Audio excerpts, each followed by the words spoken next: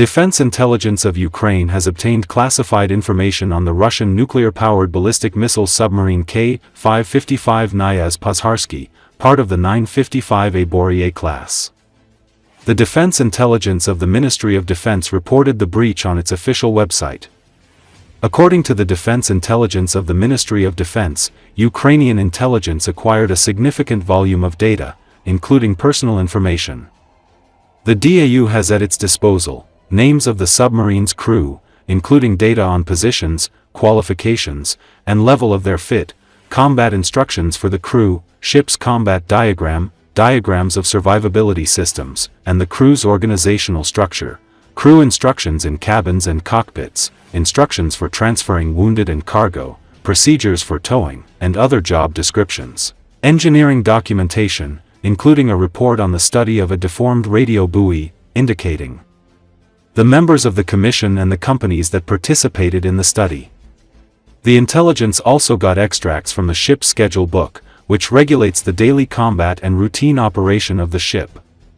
As explained by the DAU, Project 955A Borey-A submarines are one of the key elements of the Kremlin's so-called nuclear triad.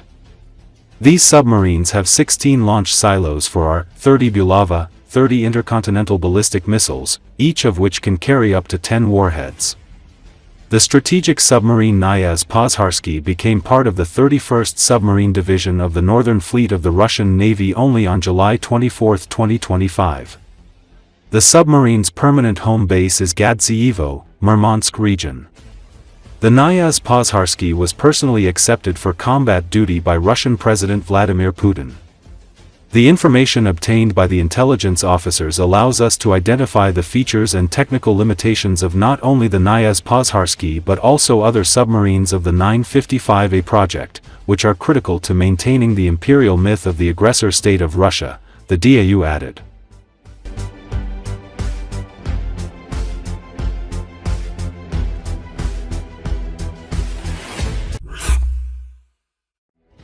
Raytheon, the American defense giant, has secured a massive contract worth up to $3.5 billion to manufacture AIM-120 AMRAAM air-to-air missiles for both the US and international clients, including Ukraine. The contract, announced on July the 31st, marks a significant step in strengthening Ukraine's air defense capabilities amid ongoing defense challenges posed by the Russian invasion.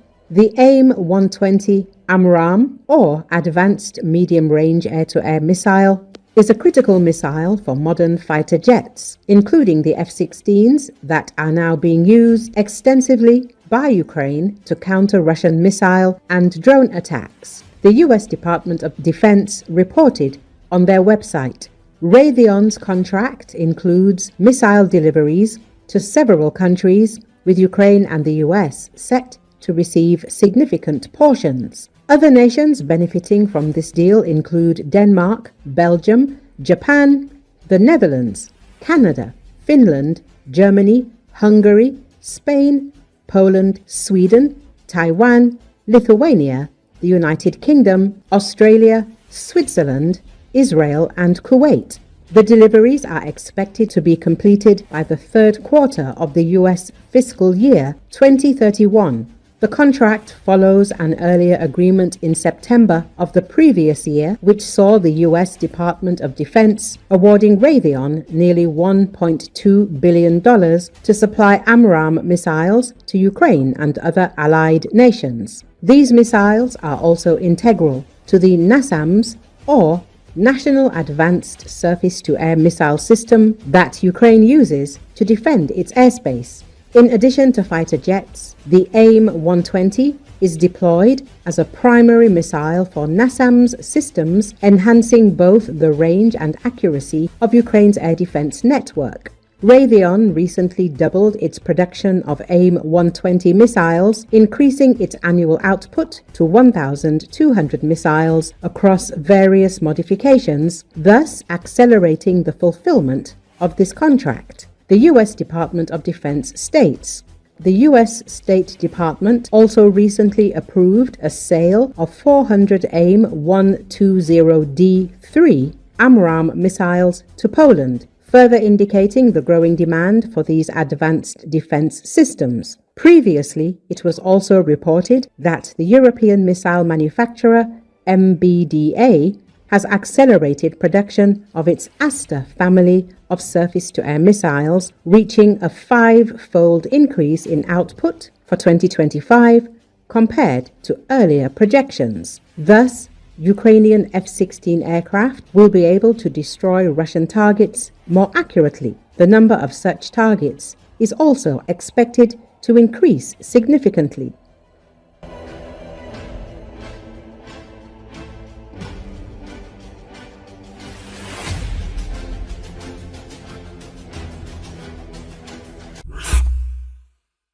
Directed energy weapons, both laser and microwave type, are nearing practical deployment and are increasingly emerging as viable tools for countering drones and missiles. Oleksiy Yizak, an analyst at the National Institute for Strategic Studies, shared his view on Espresso TV. He said it could take a year or two before these technologies are put to use, and the leap in their development is linked to Ukraine's capacity for rare earth element extraction. Yizak explained that lasers, along with their optics and control systems, could work as shock weapons in combat. They can destroy drones made of wood, plastic, or aluminum alloy. These materials make drones cheap, but also weak and slow, a trade-off that lasers can exploit. The main problem with modern combat lasers used against drones is their extremely high installation cost compared to other options, the expert explains. But at the same time, the cost of firing a single beam is extremely low, less than $10, and that's enough to hit a drone. Yizak says that when used in combination with missiles, shells, and electronic warfare tools, lasers can significantly improve drone defense in the coming years. He also points to another promising type of directed energy weapon: microwave electromagnetic weapons. Unlike lasers, they don't destroy the drone's body, which is usually transparent to microwave pulses. This is what we can call lethal electronic warfare, the expert says. It doesn't matter how the drone is controlled. If the control system is electronic, it can be taken out. You don't need precise targeting, and it can hit an entire swarm of drones at once. Laser and microwave guns have already moved beyond the lab. They are now being tested at training grounds and have seen action in US and Israeli operations in the Middle East. Several systems are already in advanced research stages, close to being combat ready. The first combat laser system could be deployed at critical facilities within 1 or 2 years, predicts Oleksiy Yizak.